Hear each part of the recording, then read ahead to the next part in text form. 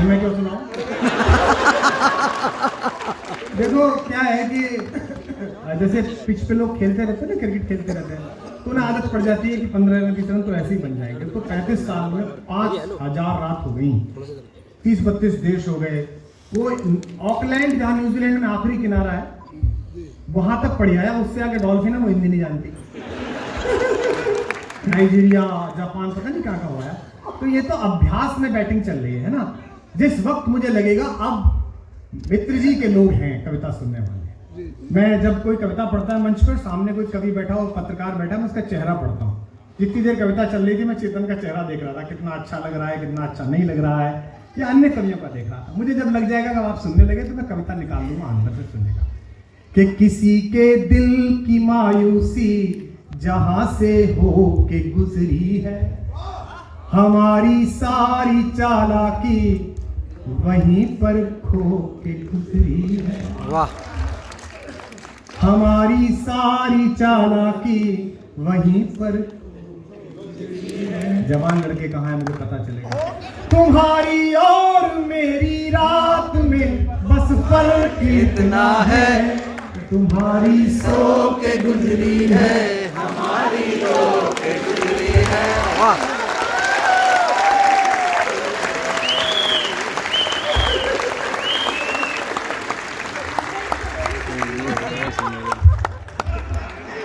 नौ महीने लगते हैं नए में।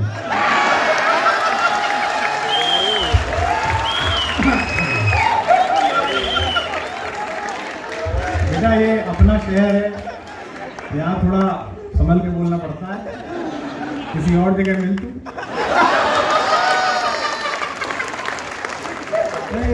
ठीक है सुन लीजिएगा, मुझे कम से सुनाता हूँ।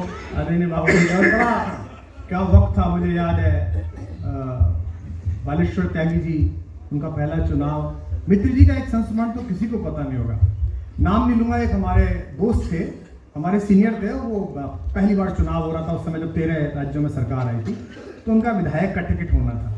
तो मैं, मित्र जी और एक वीरस के बड़े कवि हैं, हम तीनों लोग अडवाणी जी के घर गए। अडवाणी जी के नीचे लिखा हुआ था टिकटार्थी संपर्क न करें। तो मैंने कहा कि चाचा जी ये तो इस पर तो मना लिख रहा है। बोले अब यहाँ तक आए, ये बुरा मानेगा हमारे साथ, तो थोड़ा टहलते बाहर। हम बाहर टहलते रहे, ऊपर कमला जी ने देख लिया कि कवि लोग बाहर टहल रहे हैं, तो उनकी आदरणीय श्रीमती जी हैं, तो उन्होंने बुलाया माता जी ने कि कवियों को ऊपर बुलाओ। हम ऊपर गए, कैसे आए थे आप लोग? तो हमने कहा जी वो टिकट के लिए आए थे, इनके टिकट के लिए। तो उन्होंने कहा फिर बाहर लिखा हुआ है नहीं मिलना है। उन्होंने कहा अच्छा बैठो। वो लाल जी कहती थी, मैं लाल जी खाना खाने आएंगे। लाल जी खाना खाने ऊपर आए, कवियों से मिले, कवियों ने बताया कि टिकट हो गया ऐसे, और उसके बाद वो जीते भी, 13 महीने रहे भी। बालेश्वर जी जिस बार जीते थे, क्या समय था गाजियाबाद का भी। आप लोगों का तो बड़ा सौभाग्य है बहन जी, क्या बढ़िया शहर में आपने महापौर का चुनाव लड़ा, कुछ करना ही नहीं है, नाम लगा दो कमल का फूल है, खाता हुआ।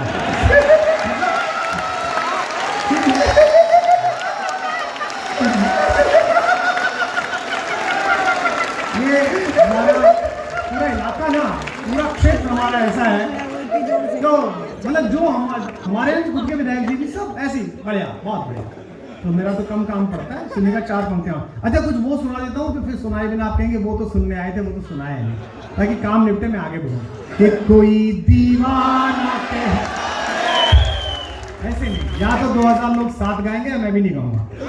कि कोई दीवाना कहता है, कोई पागल समझता है, मगर धरती की बेचैनी तो मेरा दिल समझता है।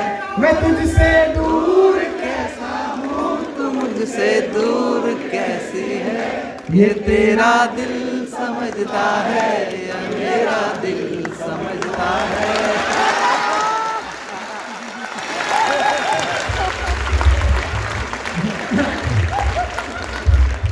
कि पुकारे आंख में चढ़कर तो खूं को खूं समझता है। अब गाओ, ये नहीं आता। पुकारे आंख में चढ़कर, मॉनिटर भी दे दे बेटा। कि पुकारे आंख में चढ़कर तो खूं को खूं समझता है, अंधेरा किसको कहते हैं ये बस जुगनू समझता है। वाह, अब धीमे धीमे संजीदा हो जाओ, जब शायरी की लाइन आए तो आपकी दाद मिले तो मैं सुना पाऊं। अंधेरा किसको कहते हैं ये बस जुगनू समझता है, हमें तो चांद तारों में भी तेरा रूप दिखता है, हमें तो चांद तारों में भी तेरा रूप दिखता है, मोहब्बत में नुमाइश को अदाएं तू समझता है। वाह वाह। पहली बार लगा कोई मुक्तक पढ़ते हुए कि काफी अब लोग कविता सुनने वाले आ गए। अब मैं सुना रहा हूं आपको पिलखवे से दुनिया के कोरों तक की यात्रा कैसे की, निवेदन करता हूं, सुनिएगा कि कहीं पर जग लिए तुम बिन, कहीं पर सो लिए तुम बिन। वाह। अब बताना शुरू कर दीजिए कि मैं कविता भी कर रहा हूं आपके सामने कि कहीं पर जग लिए तुम बिन, कहीं पर सो लिए तुम बिन। इसी माहौल में इसी पल अगर कोई एक लाइन लिखनी हो तो अगली पंक्ति जो बोल रहा हूं वो सही लगे तो कलेजे से खुद बहा आए कि कहीं पर जग लिए तुम बिन, कहीं पर सो लिए तुम बिन।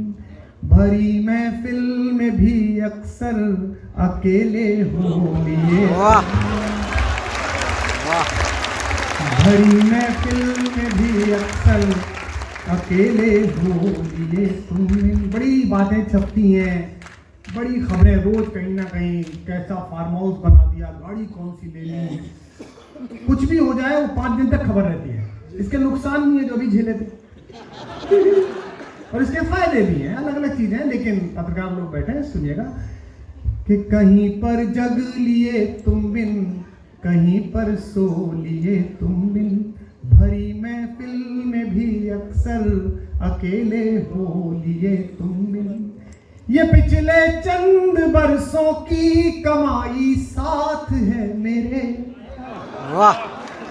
बताएं मेरे शहर के लोग, ये पिछले चंद बरसों की कमाई साथ है मेरे। कभी तो हंस लिए तुम बिन, कभी फिर रो लिए,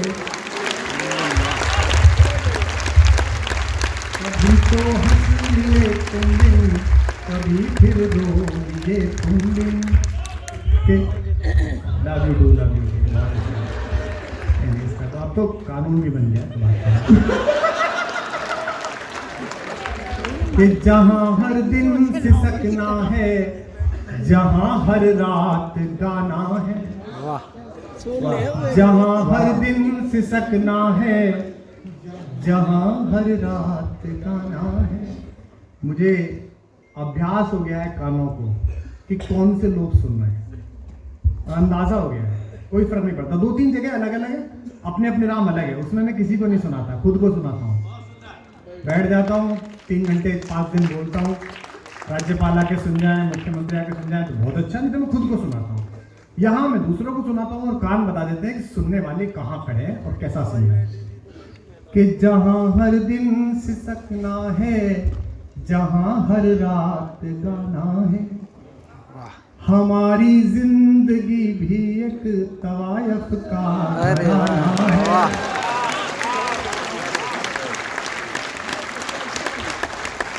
अब आप सुनने लगे, हमारी जिंदगी भी एक तवायफ का घराना है। बहुत मजबूर होकर गीत रोटी के लिखे मैंने।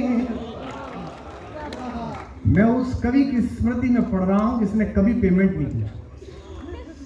कुंवर बेचन जी मुझसे कहते थे, हमारे गुरुजी, मुझसे कहो कोई चाचा जी पेमेंट तू पूछ लेते, कोई नहीं, कविता सुनेंगे, पैसे देंगे, पैसे देंगे। इतने संत, इतने भले लोग मुझसे कहते हैं कि आप इतना पैसा क्यों लेते हो। मेरी कविता कृष्ण मित्र के कद की नहीं है, मेरी कविता कुंवर बेचन जी के कद की नहीं है। मेरी कविता निराला के पैरों के नखून की धूल के बराबर नहीं है, पर इन्हीं श्रोताओं ने निराला को भूखा मारा, मैं उसका बदला लेता हूं।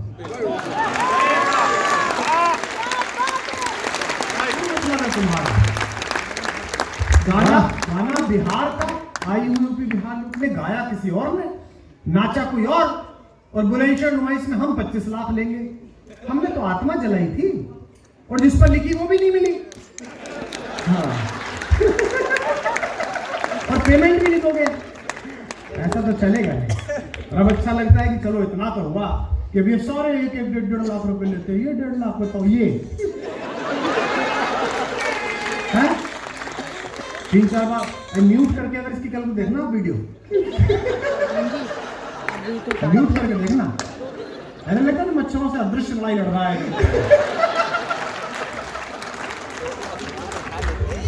निवेदन करता हूँ सुनेगा कि जहाँ हर दिन देखो आप दुर्भाग्य देखो कि जो आंसू में लिखा उसे ठाकों में बेचना पड़ता है। मैं जहाँ खड़ा हूँ मुझे कुछ याद आ गया कि अब बहन जी 53 वर्ष हो गए, बसंत पंचमी को 54 का हो जाऊंगा मैं। तो पहले जब मैं सरदार जस्सा सिंह की बस में आता था या एक मेल चलती थी मसूरी एक्सप्रेस, है ना, जाड़ों के दिनों में उसमें जो दूध वाले चलते थे उनका जो खेस होता था, खेस तिलक में से खरीदा हुआ, वो इतना भीषण हथियार बन चुका होता था कि अगर उसे पाकिस्तान पे फेंक के मार दो तो लोग बदबू से मर जाएंगे। दूध के डिब्बे में छलका हुआ दूध से लेके शरीर से निकले हुए अन्य जितने भी पदार्थ थे सब वो उससे ही पूछता था और उसी में बैठ के आप साथ में चलिए और कविता आपको याद आ रही। तो दृष्टि में परिवर्तन आता है। पहले जब मैं 17 साल का था, जब मैंने कविताएं लिखनी शुरू की, प्रेम हुआ, बहुत सारे लोग उस नरेंद्र भैया जैसे उस गली से भी परिचित है जहां इश्क चला। हाँ ये इनको भी लेके गए थे हम। एक तो दूसरे गांव में शहर में आया हुआ वो आदमी जो किराए का मकान ढूंढ रहा, मकान मालिक ये समझता है कि ये अपने गांव में सड़क पे सोते थे, इन्होंने जिंदगी में पहली बार मकान देखा, इन्हें पहली बार पता चला है कि बिजली का खटका कहाँ होता है। एक रिजर्वेशन के डिब्बे में बिना रिजर्वेशन घुसा हुआ एक भला आदमी, वो पूरी दुनिया को लुटेरा डकैत और छेड़ने वाला लगता है। किसी की 87 साल की अम्मा भी लेट रही, इधर मत बैठिए, इधर लेडीज है। अबे ये किसी पे नहीं छिड़ेंगी इस पे तो क्या कर रहा है। और एक किसी की लड़की पे आपका दिल आ जाए तो उसका बाप ये सोचता है कि इनके खानदान में कभी शादी नहीं हुई, पहली बार ही मेरी लड़की लेने आया है। तो उस जमाने में जब मैं ट्रेन में चलता था तो कोई खूबसूरत जोड़ा अगर जा रहा हो नवविवाहित, तो मैं सोचता था कि मैं अपनी मोहब्बत के साथ जब चलूंगा तो कैसा लगूंगा, वो मेरे साथ कैसी लगेगी। दृष्टि में परिवर्तन हुआ। अब मैं दुनिया में कहीं जाता हूँ, चॉपर लेके जाता हूँ, चार्टर लेके जाता हूँ, किसी एयरपोर्ट पे जाता हूँ और कोई खूबसूरत सा जोड़ा मेरे सामने आता है तो मैं अपनी बेटी को याद करता हूँ, मेरी बेटी जो अपने पति के साथ चलेगी तो कैसी लगेगी। तो दृष्टि से सृष्टि बदलती है। माता को, मां जानकी को दो लोगों ने पहली बार देखा था। एक के मन में भावना जगी तो बजरंग बली कहलाया, पूरी दुनिया में पूजा जाता है। एक के मन में वासना जगी तो रावण कहलाया, हर साल मारा जाता है। आपके ऊपर है कि आपकी भावना कैसी है। हाँ मैं नरेंद्र तो बहुत खराब होना तो हाँ तो वैसे भी बहुत बुरी जगह से भाई, मैं उसी शहर का मारा हुआ वाला। तो दृष्टि से सृष्टि बदलती है, लेकिन इश्क एक ऐसी चीज है कि आदमी कितना भी उम्र हो जाए उसके चेहरे पर एक खरोंच इश्क की रह जाती है। भारत भूषण हमारे बड़े गीतकार रहे, उनकी एक पंक्ति है, कुछ आंसू बन गिर जाएंगे, कुछ दर्द चिता तक जाएंगे, उनमें ही कोई दर्द तुम्हारा ही होगा। मैं तो ये भी नहीं जानता कि जिसने मुझे शायर बनाया वो रहती कहाँ है, करती क्या है। कुछ लोग कहते हैं कि भुवनेश्वर रहती है। हमारे साथ के कुछ बीच के दोस्त हैं, एक लड़का बता रहा था कि उसका एक बेटा इंजीनियरिंग में पढ़ता है। मैंने कहा फिर तो सुनती होगी गुरु हमको। हाँ हो सकता है उसका लड़का ही दिखा दो, मम्मी देखो कितना दिल टूटा हुआ शायर है, और मम्मी क्या बताए कि तेरा ही तोड़ा हुआ है। तो मैंने पिछले दिनों एक मुक्तक की सीरीज लिखी, 4-6 मुक्तक सुन लीजिए। इश्क कभी बदलता नहीं। अभी गजल मैंने एक पिछले दिनों कही थी चेतन भैया कि जब्र में टूटे अब्र में टूटे, उसमें एक शेर आया था, वो शेर पर आपकी दाद आएगी तो मैं समझूंगा कि ये शायरों का शहर है मेरा शहर और मैं सुना पाऊंगा। एक शेर अचानक याद आ गया कि सुना है मेरे शहर वालों, सुना है एक बेटा है तुम्हारा। अब अगला मिसरा आप जरा दाद दीजिएगा कि सुना है एक बेटा है तुम्हारा, दुआ है वो भी इश्क में टूटे। सुना है एक बेटा है तुम्हारा, दुआ है वो भी इश्क में टूटे। मैं जब पहली बार नौकरी करने के लिए राजस्थान में गया 1993 में, असिस्टेंट डायरेक्टर हायर एजुकेशन था मैं जयपुर में, तो हमारी सीनियर थी लता मैडम, लता शर्मा डायरेक्टर थी। उन्हें पता था मैं कवि हूँ, तो वो जब भी कॉरिडोर में मिलती थी, बुजुर्ग थी करीब, मैं तो उस समय 21 साल का था, वो थी 50-55 की, 2 साल था रिटायरमेंट रह गया था। तो मुझे मिलती थी, मैं कहता था मैडम प्रणाम, तो कहती भग्न हृदय भाव। तो कोई उनसे कहता था ये क्यों करे, बोले ये कवि है, जब तक दिल नहीं टूटेगा तब तक शायर अच्छा नहीं बनेगा। तो उनका वरदान फल गया। इसमें एक शब्द है तुम्हारे बिना। मेरे घर के लोग बैठे हैं इसलिए मेरा मन है। और एक बात और मैं बताऊंगा, देखो कैसी कैसी बातें याद आ रही हैं। 10 फरवरी 1988 को मुखर्जी पुस्तकालय में जो कवि गोष्ठी हुई थी, जिसके एक गवाह चेतन आनंद हैं। मैं उस समय, सुखबीर भैया आप तो आयोजक थे, आप कैसे, आप तो थे ही। उसमें वो देवी पधारी थी, पहली बार मैंने वहीं देखा था, वो इतने साल हो गए। और ये मैं इसलिए कहता हूं कि प्रेम बहुत अच्छी चीज है, इससे बचना नहीं चाहिए। कुछ लोग शर्माते हैं। बालकवि बैरागी पहली बार जहाज में बिठा के ले गए, सांसद थे तो उन पर कूपन थे, 1991 की बात होगी, मैं एमए में पढ़ता था। पहली बार जहाज में चढ़ा, पिलकवे का बालक, प्रीमियर पद्मिनी भी शहर में 2 लोगों के पास थी, एक चेयरमैन साहब का लड़का था उसके पास थी, कोई सेठ जी थे उनके पास थी। हमने हवाई जहाज पहली बार देखा। तो वो जो लड़की भोजन कराने आई थी ना, उसने कहा खाना लेंगे आप, तो मैं खाना खा चुका था, मना कर दिया, पर वो सुंदर बहुत थी। नहीं, उस समय बहुत ज्यादा स्टैंडर्ड हाई होते थे एयर इंडिया के।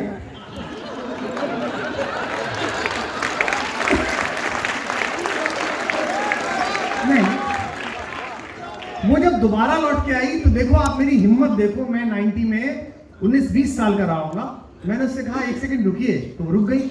मैंने उससे कहा कि आपकी माँ क्या करती हैं? तो उसने कहा मेरी मदर टीचर है। तो मैंने कहा आपकी माँ मिले तो उन्हें मेरी ओर से धन्यवाद देना, आप बहुत खूबसूरत है। तो मैंने कह दिया। तो मुझसे जो मेरे पास कवि थे उन्होंने कहा बाद में कि तुम बड़े मूर्ख हो, तुमने ये बात कह दी, ऐसी नहीं कहनी चाहिए बेटा। मैंने कहा जी सुबह मैं आपके बंगले में गया था और आपके यहाँ बहुत अच्छे डहेलिया गुलाब खिले हुए थे। मैंने कहा दादा गुलाब आपके यहाँ बहुत अच्छे हैं, तो आप कह रहे थे तुम्हारी बड़ी दृष्टि पारखी है। इसका मतलब क्या है? दृष्टि का फेर है। वासना है तो गड़बड़ है, भावना है तो अच्छा है। तो सुनिएगा, अब आप सुनने की स्थिति में आ गए, डूब के सुनिएगा।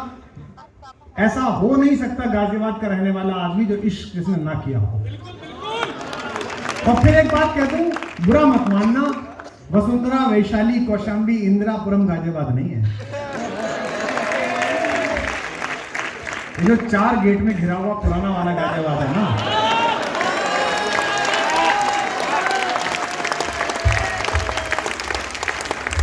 जिसने रमतेराम रोड से खरीदारी नहीं करी, तुराब नगर में जिसने घिसा नहीं,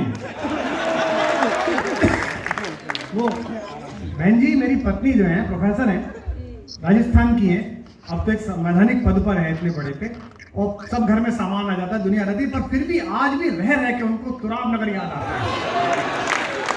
फ्राइडे होते ही कहती है कि अरे मैं चलती जरा वहाँ घंटा घर पे गाड़ी खड़ी कर देना, जहां से अक्सर अंदर का टेप रिकॉर्डर चोर ले जाते थे, और अंदर खरीदारी करना सुनेगा कि जिंदगी से थोड़ा सा इको रिवर्ब डालना है ना, पता नहीं किधर को मुंह करके कह रहा हूं।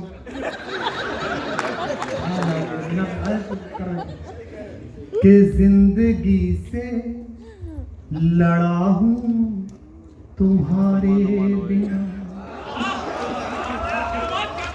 अब सुनना, बस अच्छे से बात देना। लोग कहते हैं पॉपुलैरिटी है, आपका नाम बढ़ता है, लोग कहते हैं पैसे ज्यादा लेते हैं, आपका नाम बढ़ता है। मैं अपने बारे में बता रहा हूं कि जिंदगी से लड़ा हूं तुम्हारे बिना, हाशिए पर खड़ा हूँ। ये मेरा शहर है बेटा। ये हाशिए पर खड़ा हूँ तुम्हारे बिना। 35 साल बाद एक लाइन जिंदा हो रही है इसी शहर में। इसे संभाल लेना स्वागत में। आगे तो आपके आंसू रुकेंगे नहीं, मैं दावा करता हूँ खुद से भी और आपसे भी। मैं जरा दिल से सुनना कि हाशिए पर पड़ा हूँ तुम्हारे बिना। तुम गई छोड़ कर जिस जगह है मोड़ पर। वाह।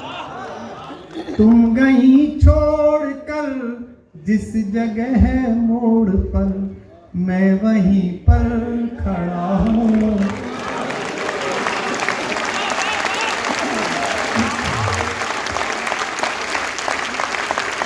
मैं वहीं पर खड़ा हूँ तुम्हारे बिना।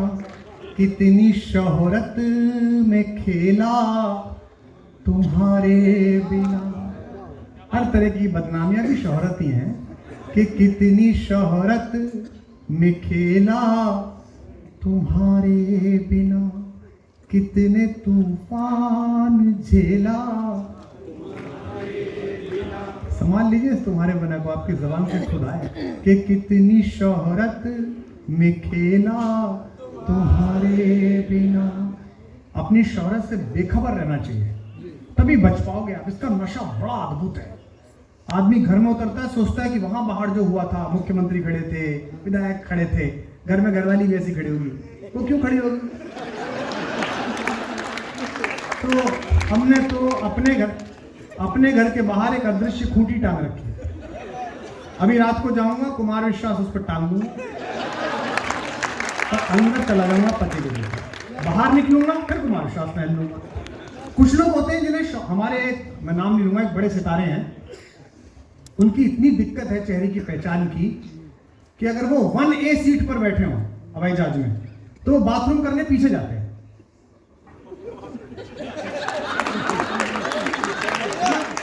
क्योंकि बीच में लोग अरे भाई साहब, तो मैंने एक दिन उनसे पूछा, मैंने कहा जी कितनी नमस्ते के बाद उतरता है, मतलब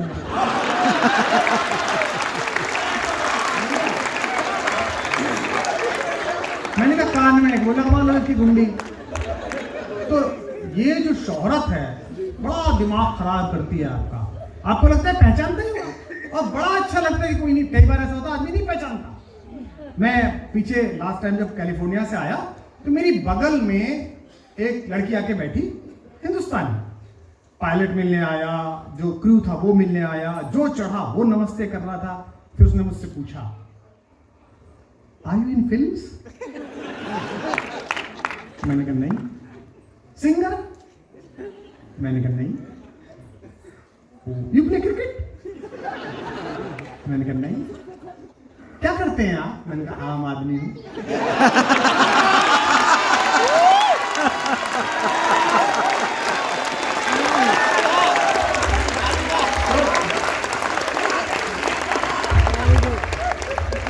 आप ये सोच के चलिए कि आपको कोई नहीं पहचानता, मजे में रहोगे। और जिस वक्त आपने सोचा अरे मुझे तो सब पहचानते हैं, क्या है 38 मिलियन की फॉलोअरशिप है, सब यही है, हमसे ज्यादा कुछ और लोग हैं जिनका नाम भी नहीं बता सकता हूं, कि कितनी शोहरत से खेला तुम्हारे बिना। मेरे हो जाओ 100% तो मुझे रात अच्छी लगेगी। कि कितनी शोहरत से खेला तुम्हारे बिना, कितने तूफान झेला तुम्हारे बिना, कितने तूफान झेला तुम्हारे बिना। ये पुराने बस अड्डे से आगे चल के वो फैक्ट्री की डिस्कार्डेड शर्ट्स की सेल लगती थी, है ना? उन्हें पहन के कवि सम्मेलन पढ़े हैं। अब डिजाइनर बताता है आज क्या पहनना है, स्टाइलिस्ट बताती है कि ये पहनना है। कितने तूफान झेला तुम्हारे बिना। फिर मेरे शहर के लोगों, उस लड़के को संभाल लीजिए जिसे इश्क ने पागल बनाया, दीवाना बनाया, और फिर पूरी दुनिया को दीवाना बनाया इन 2 लाइनों में, कि कितने तूफान झेला तुम्हारे बिना। भीड़ में तो घिरा हूं मगर सच कहूं, तैयार है ना, कि भीड़ में तो घिरा हूँ, मगर सच कहूँ हूँ मैं बिल्कुल अकेला।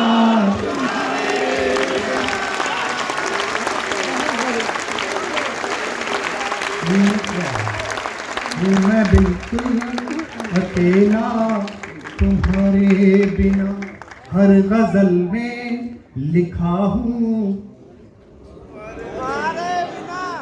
गाएगा कौन? परसों वाले वो तो पैसे भी दे रहे हैं कि हर गजल में दिखा हूँ तुम्हारे बिना।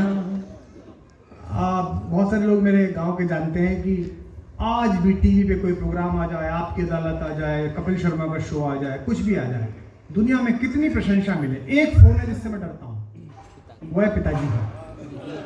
क्योंकि वो फोन आते ही मुझे लगता है कि अब टीवी देख लिया, मैंने कहा जी जी पिताजी कितने मूर्ख हो। मैंने कहा कि अरे भाई वहां तुम कैसी बात कह रहे थे, उसका उच्चारण यह नहीं यह होता है। सब जानते हैं। मैंने उनका, आप मेरा फोन देखिएगा, उनका नाम पता है क्या लिखा हुआ है? Royal tiger. और मेरी बेटियां मजा लेती कि अब करो, अब दो ज्ञान। लेकिन 2 पंक्तियां पढ़ रहा हूं कि कितने तूफान झेला तुम्हारे बिना, के गीत में भी लिखा हूँ तुम्हारे बिना। इंडिया टुडे छापती है कि 100 माइटी पीपल भारत में ये हैं जिनसे देश बदलता है, चीजें बदलती है, उसमें पैसे का जिक्र भी छापती है, तो बात बाहर हो जाती है। कुछ साल हो रहे हैं इसके पहनने के, 2-4-5 साल बाद इसे बदल ही देंगे, फिर तो वो बदल कर लेंगे जिसमें कुछ जरूरत ही नहीं होती है। तब तक सुनिएगा कि गीत में भी लिखा हूँ तुम्हारे बिना, हर गजल में दिखा हूँ तुम्हारे। ये जो आया है हापुड़ से, तो हमने उनकी छत पे, उनके भाई साहब प्रोफेसर थे संस्कृत के, उन्हें पता था कि आजकल अपनी चिड़िया इस वाली डाली पर बैठती है, तो उन्होंने मुझसे कहा कि क्या करते हो? मैंने कहा भैया MA कर रहे हैं, इस साल टॉप करेंगे। बोले अच्छा टॉप करेंगे? मैंने कहा हाँ जी, ग्रेजुएशन में भी क्या था, फिर करेंगे। सुना कविता लिखते हो? मैंने कहा हाँ जी। गर्मियों के दिन थे तो हमने कविता सुनाई, 12, 15, 16, 17 गीत सुनाए हमने। जब मैं नीचे उतरने लगा सीढ़ी से, तो वो मुझे सीढ़ी में नीचे मिली जग ले जाती हुई पानी का, मयूर जग आया था ना मेरा लेके, तो मैंने अहंकार में पूछा कैसी लगे हमारी कविताएं? तो उसने मुझसे कहा ये सब तो मेरी है, अपनी कुछ लिखी हो तो सुनाओ। इतने साल हो गए मैं अपनी एक लाइन ना लिख पाया। सुनिएगा कि हर गजल में दिखा हूँ तुम्हारे बिना, गीत में भी लिखा हूँ तुम्हारे बिना। लोग कहते हैं महंगा हूँ सबसे, मगर वाह, अगर आंसू आए तो बताना। लोग कहते हैं महंगा हूँ सबसे, मगर कितना सस्ता बिका हूँ।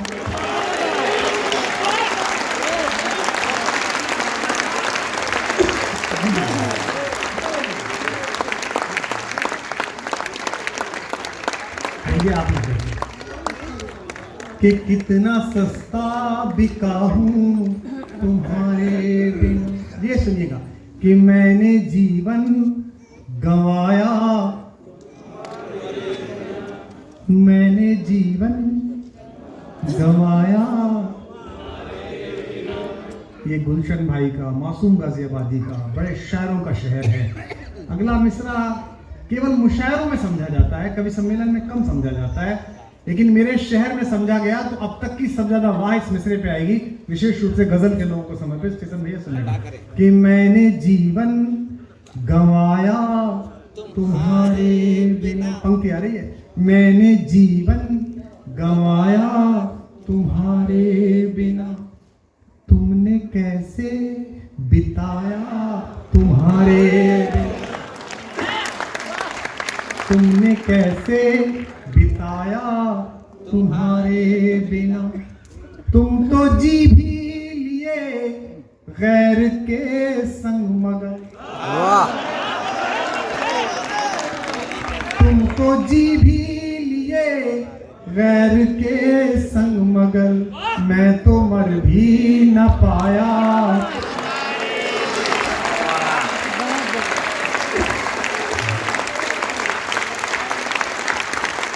मैं तो मर भी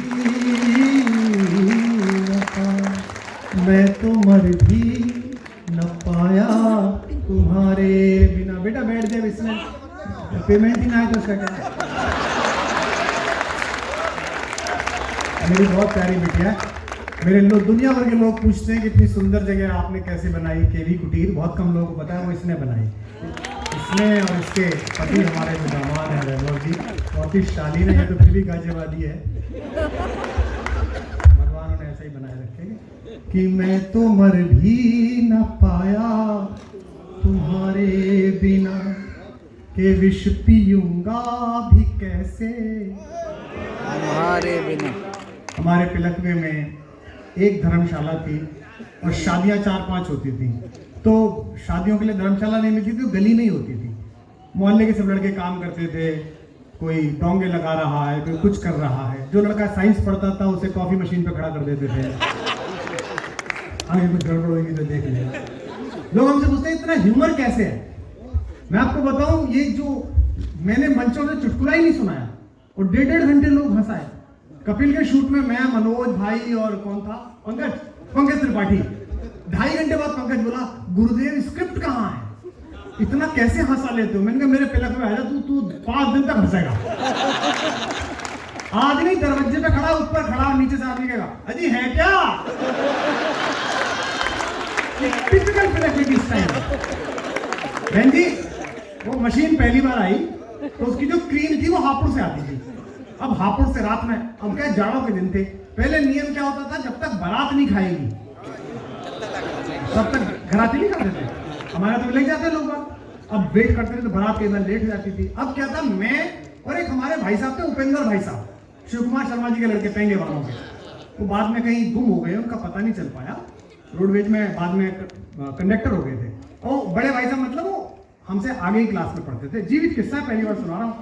तो वो क्या, हम दोनों खड़े वहाँ पे, मैं साइंस पढ़ता था, 12वीं क्लास में था, वो शायद BA फर्स्ट ईयर में थे। अब नीचे गली में, नीचे वो टब रखा हुआ है, मशीन रखी हुई है। थोड़ी देर बाद मैंने देखा कि एक काला कुत्ता उसने आके अपना क्रीम पान प्रारंभ किया।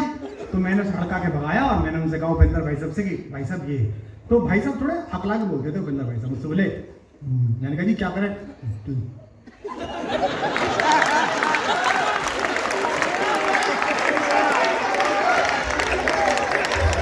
मैंने भाई साहब याद होगी बोले, तो मैंने कहा भाई साहब मेरा कुत्ता खा गया, एक तेरे घर के हैं तो मैं ना खान दूँ,